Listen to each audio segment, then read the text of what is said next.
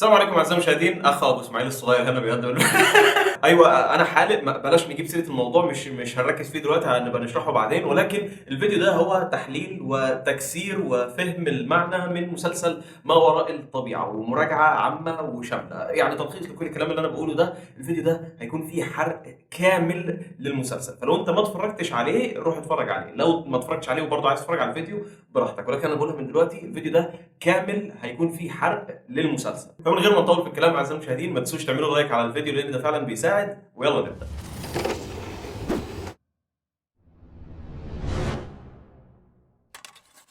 تمام، تعريف سريع للمسلسل. المسلسل مبني على الكتب اللي من كتاب الدكتور احمد خالد توفيق، وانا بس بجيب سيره النقطه دي علشان اقول لكم ان في الفيديو ده انا مش هجيب اي سيره الكتب، بل انا هتكلم على المسلسل بس انا حكمي للمسلسل وليس اكثر. كان لازم اوضح النقطه دي لان ايوه ممكن في احوال تانية ان انا اقارن ما بين السورس ماتيريال، الشيء الاصلي بالادابتيشن او الترجمه البصريه بتاعته، ولكن للفيديو ده انا بس بتكلم على الشيء اللي انا اتفرجت عليه وهتجاهل الحاجه الاصليه اللي مبني عليها.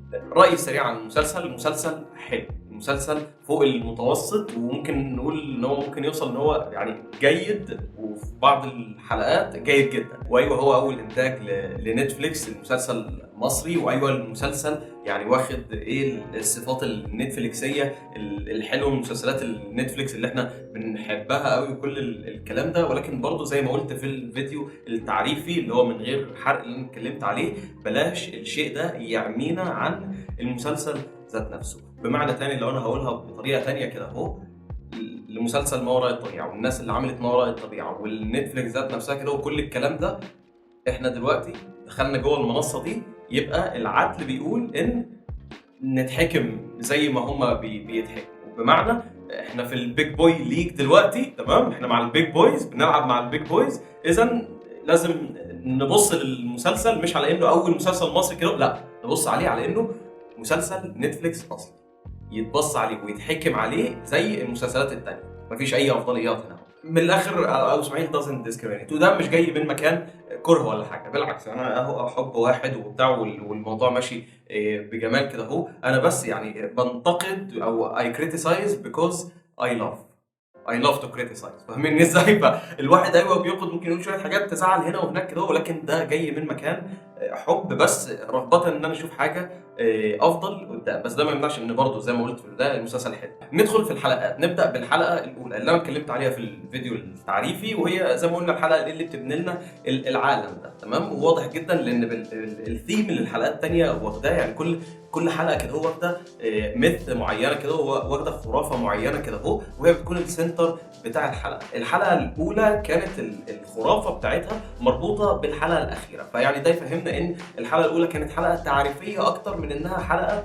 في الميت بتاع القصه اللي عماله تتحكي، فمفيش كلام كتير يتقال عليها. حلقه بيسك جدا لحلقه تعريفيه لمسلسل من النوع ده، نتعرف على الشخصيات، ناخد فكره صغيره كده عن المسلسل ده قدام هيكون بيحكي ايه بالظبط، ويعرفنا العالم اللي احنا عايشين فيه والمكان والزمن والتون بتاع المسلسل. ندخل بقى في الحلقه الثانيه، حلقه لعنه الفرعون الاسود، تمام. ايوه بقى، يعني تحياتي ان هم عرفوا يدخلوا يعني خرافه مربوطه بالعالم المصري في الحلقات اللي حطوها في الموسم ده. الحلقه الثانيه بالنسبه لي لو هنلخصها كده، وهي كانت عباره عن ميتافور، كانت عباره عن ايه؟ شيء رمزي كده هو. ايوه القصه الخرافيه اللي عماله تتحكي هي الفرعون الفلاني ولعنه الفرعون هو اللي مضلم البتاع واللعنه دي، وعشان شرحوا الفرعون العالم هيحصل ايه، لازم ننقذ العالم والكلام ده اللي انت شايفه قدامك. بس الميتافور او المغزى اللي فعلا قاصد ان هو يتحكي هو عباره عن قصه الحب او الرومانسيه اللي موجوده في المسلسل. يعني هو بصراحه خليط حلو جدا ان انت يعني تلاقي الرعب كده هو مخلوط مع رومانسيه، دي حاجه نحبها. وعامه انت لما بتخلط جانرز من الافلام كده او من القصص اللي بتحكيها مع بعض، غالبا بتطلع حاجه حلوه. فالميكس اللي كان محطوط في المسلسل ده كان ميكس رعب مع شويه رومانسيه. في الحلقه الثانيه كان في لاف تريانجل اللي هو موجود معانا في القصه كلها، اللي هو ما بين رفعت وما بين ماجي وما بين رويده. وكان في برضه في الميثولوجيا بتاعت الفرعون او الخرافه بتاعت الفرعون كان برضه في لاف تريانجل اللي هو مش عارف الفرعون واخوه والبنت اللي بيحبها. فمن الاخر ده يعني ايه مرايه كده اهو، ان دي القصه الخرافيه اللي عماله المغامره اللي احنا ماشيين فيها عشان نحل المصيبه اللي عماله تحصل يعني اهو، ولكن المقصد منه اللاف تريانجل اللي موجود معانا في المسلسل. والحلقه الثانيه بتنتهي بايه؟ بتنتهي بان في يعني راس من رؤوس المثلث ده تم عمل نيوتراليزيشن ليه، تم توقيفه كده اللي هي رويده. وده بيكمل بالحلقه الثالثه عشان نلاقي حل للمشكله اللي حصلت. رويده دلوقتي فاقده للوعي، لازم ننقذها. ايه اللي يحصل؟ نعرف ايه اللي هيحصل في الحلقه الثالثه، ونتكلم دلوقتي على الحلقه الثالثه. ويعني هو مفيش اي طريقه تانية اتكلم على الحلقه الثالثه غير اللي انا اقولها بكل صراحه. الحلقه الثالثه سيئه جدا جدا، سيئه يعني بجد. الحلقه الثالثه يعني هي موجوده بالنسبه لي لسببين بس. السبب الاولاني عشان الشيء اللي هنرجع رويده بيه، والشيء الثاني علشان تعمل السيت اب للريفيل الخطير اللي هيحصل في اخر حلقه، في الحلقه السادسه.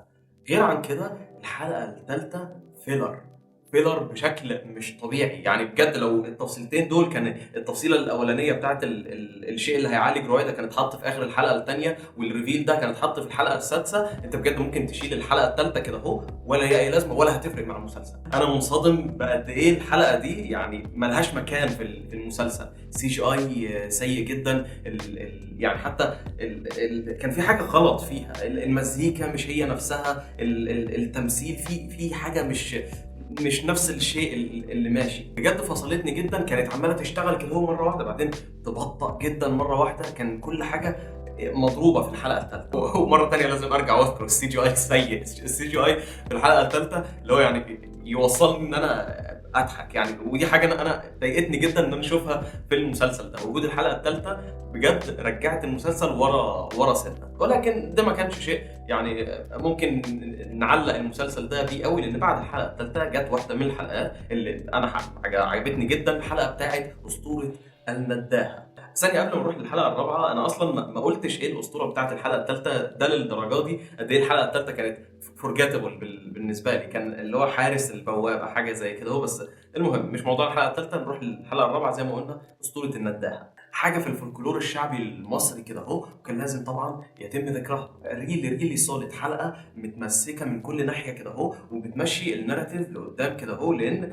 لو خدنا بالنا إن المسلسل لو بصينا عليها كأنه فيلم، تمام؟ الحلقه الرابعه هي النقطه اللي قبل الكلايماكس على طول. وقبل الكلايماكس عامه في اي فيلم بتتفرج عليه لازم البطل وهو داخل على الكلايماكس كده يكون في اسوأ حاله موجوده. وفي الحلقه الرابعه دي احنا بنشوف ده بكل وضوح. احنا بنشوف في الحلقه الرابعه رفعت اسماعيل وهو بيتكسر خلاص. هو رفعت اسماعيل وهو بجد بيوصل لاقل نقطه موجوده. واكتر مشاهد انا حاسسها صعبه ان انت تتفرج عليها كده هو، يعني ممكن تخلي يعني جسمك يقشعر كده هو. وما كانش في اي دوشه كتير، لا كان مشاهد بسيطه ما بين رفعت وما بين رضا كده هما بيتكلموا مع بعض. تحس ان يعني في فعلا مشاعر بنت الذين اتحطت في التمثيل، وقدر ده يترجم قدامنا على الشاشه. فده شيء كان رائع جدا. وكل ده حصل في حلقه واحده اللي هي الحلقه الرابعه زي ما قلنا، كانت البيلد اب اللي هي ايه قبل الكلايماكس على طول.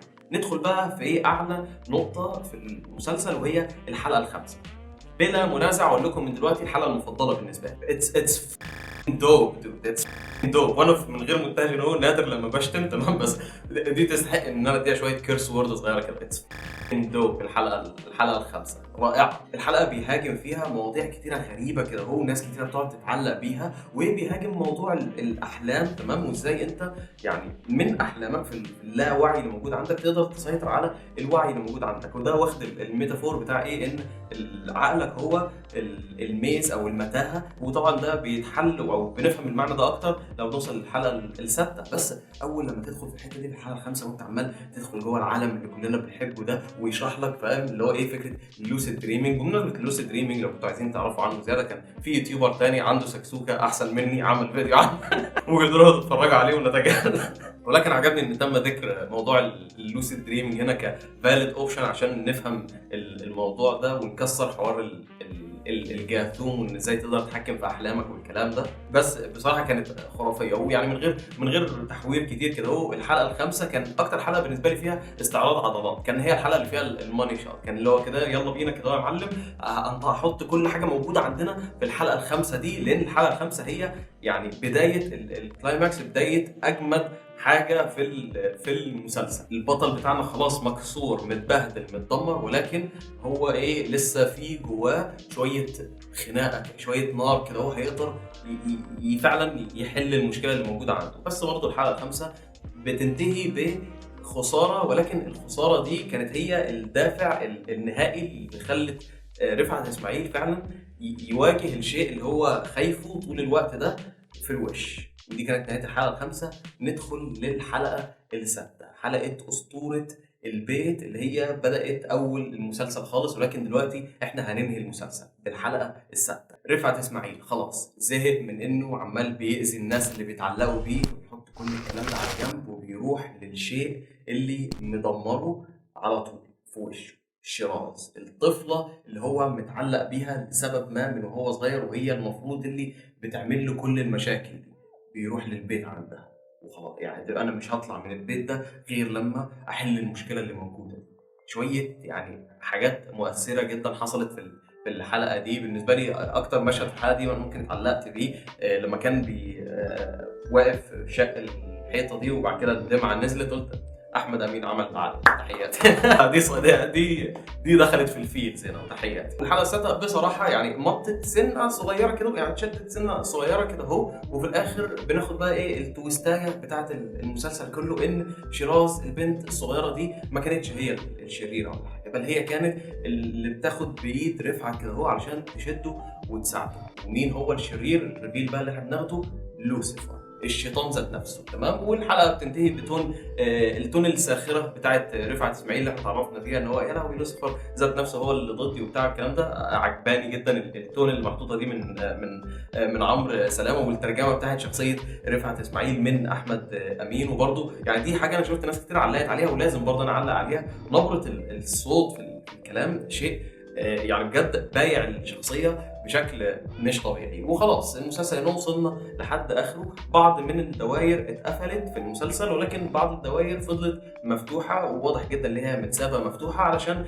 البوتنشال، او يعني ان ممكن في المستقبل يكون في جزء تاني. فاكيد الجزء التاني هيكمل في الدوائر اللي ما اتقفلتش دي. الدوائر اللي اتقفلت الاسطوره بتاعت شيراز، مش اسطوره، القصه بتاعت شيراز. وعندك كمان دايره اتقفلت ان اللوف تريانجل ده اللي هو ايه، يعني خلاص يعني شبه خلاص اتقفلت القصه بتاعته، بس مفتوح منها سنه صغيره. بس اكبر دايره ما اتقفلتش هي الدايره بتاعت لو او لوسيفر، اللي احنا عرفنا ان هو كان الفيلن الاساسي بتاع المسلسل. دلوقتي اعزائي المشاهدين، دي كانت المراجعه الشامله الكامله للحلقات كل واحده لوحدهم. ندخل دلوقتي على بعض الايستر ايجز وبعض ايه المعاني كده اللي موجوده في المسلسل، اللي انا فهمتها بالطريقه دي. ممكن ده كان المقصد من صناع الافلام، ممكن انتوا فهمتوها بشكل تاني، ولكن ده التكسير للمسلسل وبعض الايستر ايجز اللي هي ممكن تكون فاتتكم. اول ايستر ايج، ودي كانت واضحه جدا، حوار البومه اللي بتطلع في كل حته كده اهو في المسلسل. وده يعني واضح الميتافور، لان رفعت اسماعيل طول الوقت في المسلسل عمال بيقول ان هو اكتر واحد منحوس، واحنا عارفين طبعا البومه هي ميتافور، او يعني الرمز بتاع البومه. واحد يقول لك انت بومه انت بومه، هي رمز للنحل. فعشان كده كان شيء فيتنج جدا، او يعني واضح جدا ان هي تكون ايه الشيء اللي بيطلع عشان يوصل لنا الرساله دي، ان رفعت اسماعيل شخص جدا محبوب. ايستر ايج تاني ممكن عدى على بعض الناس كده هو في الحلقه السادسه في بدايتها كده هو، لما شخصيه ابراهيم هو طفل صغير بيتكلم مع شيراز وبتاع، في جمله هو قالها كده هو مهمه جدا. قال لها ايه، انا امي كانت قالت لي ان الجن هم بيتحبسوا في الارض، فعشان كده انا كنت خايف منك وبتاع، لكن انت عادي ومش عارف مين والكلام ده. دي على فكره ليها معنى طويل جدا. ليه؟ لان احنا في اخر الحلقه دي بنعرف ان شيراز البنوته دي اللي تمثيلها رائع جدا بالمناسبه، يعني مقارنه بالتشايلد اكتورز، انتوا عارفين عندي مشاكل كتيره معاهم، بس البنت اللي عملت دور شيراز كانت اكتر من رائعه. المهم ابراهيم بيقول لها ان انت حلوه وكل حاجه، واحنا عرفنا في الحلقه دي ان شيراز كانت المفروض الشخصيه الطيبه، تمام، بس هي كانت تحت. وركزوا بقى هنا اهو، لان هم في الحلقه الثالثه لما راحوا عشان يقابلوا لوي، تمام، هم سافروه من فوق.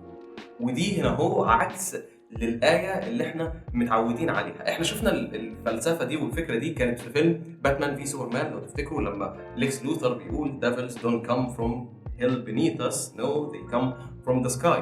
دي يعني tool كده هو بيتم استخدامها علشان ايه؟ يضرب التوقعات بتاعتك ان في الحقيقه لوي الشيطان اللي هو كان مدور الموضوع ده كله هم راحوا له من فوق، تمام؟ والبنت المفروض انها كانت الشريره وكده هو، بس في الاخر طلعت البنت اللطيفه اللي كانت بتساعد رفعت اسماعيل كانت جايه من تحت اللي هي شيراز. ففتح عينك المره الجايه وتاخد بالك من بعض الحاجات. الايستر ايج اللي واضح جدا اللي عمال يتذكر كل شويه هو قانون ميرفي، قانون ميرفي بتاع ادوارد ميرفي. كل الكلام ده ايوه يعني تقريبا هو تم شرحه كله في المسلسل، فدي ما تعتبرش ايستر ايج قوي، بس ايوه كان لازم اذكرها برضو. وقبل ما ننهي الحته دي اللي انا حاططها الفيديو بتاعت الايستر ايجز، بس رساله صغيره لصناع العمل ده. احنا دلوقتي زي ما قلنا دخلنا نلعب مع البيج بويز. اتمنى ان نشتغل بقى على شويه سيمبلزم، تمام؟ يعني ما كانش فيه سيمبلزم كتير يعني في المسلسل ده من ناحيه بصريه انا بتكلم. بمعنى تاني ان اتفرج على اي فيلم كوميك بوك، اتفرج على افلام ترنتينو، اتفرج على افلام يعني كتير من الاجنبيه المشهوره اللي احنا بنحبها دي، هتلاقي كميه سيمبلزم او يعني حاجات ليها معنى متخفي كده هو بصريا بشكل مش طبيعي. في المسلسل للاسف ما كانش فيه كتير، يعني ما كانش فيه فريم معين كده هو انا اقوم موقفه وافهم المعنى كله بس من الصوره اللي انا شايفها قدامي. فاهمني ازاي؟ يعني ما شفتش مثلا ان شيراز البنت دي كانت دايما لما تطلع من على يمين الشخص، مع انها المفروض هي الوحشه اللي بتعمل كل الحاجات دي، بس دايما بتيجي من على اليمين، فانا ممكن افهم ده ترجمه. فاهمني ازاي؟ لوي الشيطان لما رحنا له هنلاقي ان هو مثلا كان لابس طاقيه فيها قرنين مثلا، مش قصدي كده اهو، بس الفكره ان دي حاجه احنا مفتقدينها، اللي هي السيمبلزم البصريه دي مش موجوده عندنا في العالم العربي كتير، وكنت اتمنى ان انا اشوف منها زياده في العمل ده. يعني ايه سيمبلزم البصريه؟ دايره نار، اوكي دايره نار، ما خالص لا. ان هو رفعهم في احسن شوت، بس الرفعه دي يعني لو هي سيمبلزم فهي سيمبلزم واضحه جدا، فكان لا تحتاج حاجه شويه ولكن العمل ده ايوه ما كانش فيه سيمبلزم او يعني معاني مخفيه كده هو في الشكل البصري، ولكن ده ما يمنعش ان هو كان فيه سيمبلزم كتير في المعنى الاساسي في القصه اللي عماله تتحكي. بالنسبه لي شايف ان المعنى الحقيقي من القصه اللي عماله تتحكي دي او اللي انا استوعبته ان هي قصه شخص بيعاني من اضطراب ثنائي القطب، وهو عايش في قصه حب طويله جدا. ايوه انا شايف ان في الحقيقه المسلسل ده بيحاول يقول لنا ان رفعت اسماعيل هو شخص باي بولر، ويعني هو عنده مشاكل عاطفيه كتير. الشخص الباي بولر بيجي له حالات كده هو من حالات الارتفاع جدا اللي هو بيكون عاوز يعمل كل حاجه في الدنيا، ومره واحده بيجي له حالات من الاكتئاب اللي مش طبيعي. ازاي ده بقى نقدر نقارنه بالشخصيه بتاعت رفعت اسماعيل؟ ان في بدايه المسلسل هو عمال بيحكي عن الروتين اللي هو متدمر فيه، وبيدرس مش عارف مين العيال، وكاره حياته، ومخطوب غصب عنه، وكل الكلام ده. ولكن اول لما يجي بصيص من الامل كده هو اللي هو ايه، يدخله جوه عالم هو ما بيروحلوش كتير، الحماس بيبدا. وهنا هو تبدا الهايز اللي موجوده عند رفعت اسماعيل. هو ايوه شخص بيقول ان هو ما بيصدقش بما وراء الطبيعه وكل الكلام ده، بس اول لما جاله خيط كده اهو فضل يمشي ورا الخيط ده على طول. ومن ناحيه ان هي يعني مجرد قصه رومانسيه جدا، ان اصلا بدايه اللاف تراينجل اللي حصل ده كانت بس يعني ذكرى للحب الاول خالص اللي هي شيراز. اول لما تم ذكر اسم شيراز احداث المسلسل بدات تحصل، واول لما احداث المسلسل بدات اللاف تراينجل وضح، رفعت اسماعيل وماجي ورويدا. وبمناسبه اللاف تراينجل وقبل ما ندخل في الفلسفه بتاعه المسلسل لازم نجيب سيره اللاف تراينجل. انا اجلت الكلام عليه، ولكن بصراحه انا كنت شايف ان المسلسل ده كان ليه البوتنشال ان هو يعمل قصه رومانسيه، وزي ما قلنا الخلط ما بين حاجه رعب وحاجه رومانسيه كانت تبقى حاجه جامده جدا. ولكن بصراحه بالنسبه لي اللاف تراينجل ده ما كانش ليه اي منطق نهائيا. انا عارف ان في الكتب ليه منطق، بس زي ما قلت انا بتكلم على المسلسل. خلينا نشوف الثلاث رؤوس او الثلاث اضلاع اللي موجودين في اللاف تراينجل اللي موجود معانا. تمام، اول واحده رويدا بتحب رفعت اسماعيل. ليه؟ علشان تعرفه من وهي صغيره، ويعني برضو بيدخل الاستيريوتايب بتاع البيت المصري ان هي عايزه تتجوز بقى وتشوف عدالها وبتاع والكلام ده، وهي متعلقه بيه وعاجبها شخصيه وعاجبها شخصيته وبتاع والكلام. ماشي، فاهمين رويدا؟ اوكي، ندخل عند رفعت بيحب ماجي علشان ماجي هي الوحيده اللي يعني بتكيب اب وذ، فاهمين ازاي؟ اللي يعني ماجي هي الوحيده اللي بتديله وش، ماجي هي الوحيده اللي بتصبر عليه ويعني بتساعده في الحاجات دي، وماجي بتفهمه. تمام، جميل جدا. نروح بقى لماجي ثالث واحده. هي ماجي بتحب رفعت اسماعيل ليه؟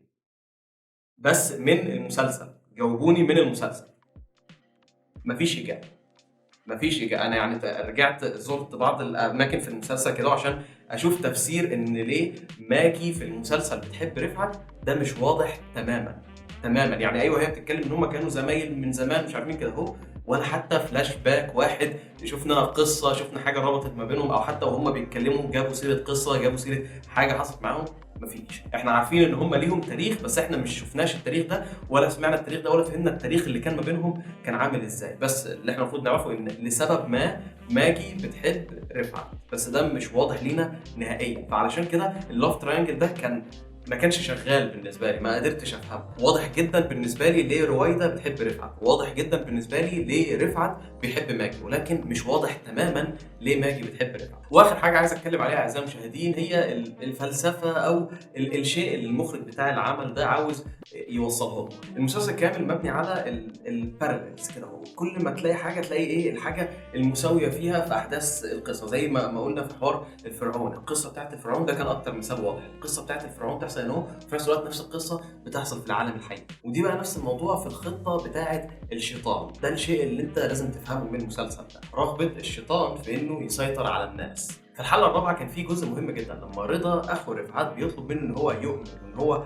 يصدق، ولكن رفعت كان لسه معصب. وفي الحلقه اللي قبلها لما قابل لوي اللي هو الشيطان ساعده ان هو يلاقي الشيء اللي هيثبت ان رويدة هتتعالج وخلاص كل حاجه هترجع لطبيعتها. وفي نفس الوقت لوي الشيطان بيقوم قاري له حوار التارو بقى وبتاع والكلام ده، وبيلعب له في المستقبل وبيعرف له كذا وكذا وكذا. يعني واضح جدا ان لوي ده شمال، فلوي عمال يلعبه في الحاجات اللي هي ما وراء الطبيعه كده هو. وفي نفس الوقت لوي عمال يقول له انت مش لازم تشوف حاجه عشان تصدق، بمثال الالكترون اللي هو بيقول له عليه. بس في الوقت ده لوي او لوسيفر كان القصد بتاعه ان هو يزود الشك عند رفعت وخلاص، لان هو عارف ان رفعت مش مستريح له، فرفعت هيبعد نفسه عن الكلام اللي هو بيقوله. والموضوع كله اتقفل امتى بقى؟ اتقفل اول لما رفعت فعلا امن وصدق. لان اول لما رفعت امن وصدق في الحلقه السادسه الحقيقه وضحت قدامه، كل حاجه بقت واضحه كده وخلاص عرف مين اللي ورا الموضوع ده كله. وللاسف اعزائي المشاهدين زي ما قلنا مش هيكون في بريك داون فريم باي فريم واقول لكم كل فريم معناه ايه، لان زي ما قلنا مفيش سيمبليزم بصريه كتيره في الاعمال المصريه، ولكن ده يتحل في المستقبل بقى. يعني اظن دلوقتي ان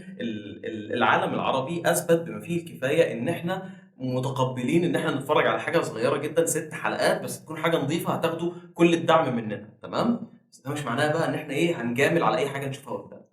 نشوف حاجه نظيفه هنقول عليها ان هي نظيفه، مش هنتكلم حاجه تانية غير كده. فيا ريت توصلوا لنا حاجه نظيفه وهنديكم كل حبا وتقديرا. واخر حاجه عايز اقولها في الفيديو الطويل ده اللي انا عارف ان هو طويل، ودي حاجه يعني اتس ا لونج تايم كومينج، تمام؟ شكرا شكرا شكرا للشخص اللي لون المسلسل ده. تقريبا اول عمل عربي اشوفه متلون صح، بجد شكرا. وبس اعزائي المشاهدين انا عارف ان الفيديو ده طول، ولكن ده كان التحليل والتكسير الكامل لمسلسل ما وراء الطبيعه. عرفوني ايه رايكم لو انتوا اتفرجتوا عليه في الكومنتات تحت، وعرفوني ايه رايكم في الفيديو. كل الكلام ده في الكومنتات تحت، وشكرا على متابعتكم ووصولكم لنهايه الفيديو. عندنا الميم اوف ذا داي. شكرا، ما تنسوش تشتركوا في القناه وتشغلوا التنبيهات عشان اول ما ينزل فيديو جديد يوصل لكم على طول. وبرضه وانتم موجودين تحت ما تنسوش تعملوا لايك على الفيديو لان ده فعلا بيساعد. دي كانت كل حاجه عندي. شكرا على متابعتكم مره ثانيه، واشوفكم ان شاء الله في الفيديو. سلام.